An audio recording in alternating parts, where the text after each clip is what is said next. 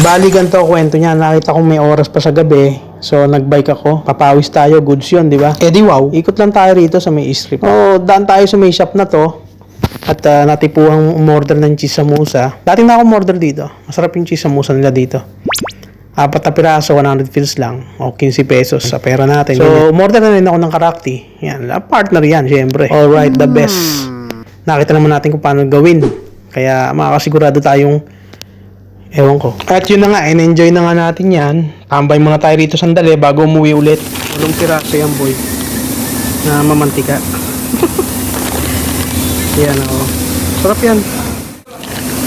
Sarap kainin yan pag bagong luto. Tatsulok. Tatsulok siya. Ang ganyan siya. Boy.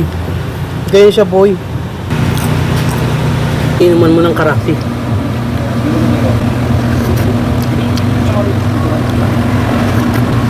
Tapos mag-isip ka ng mga negatibong bagay para may stress ka. Pinulit ko na yung papel para makita nyo. Ayan. Ganyan siya. Ano lang to 100 pills, 4 na piraso. Kaya okay na okay siya.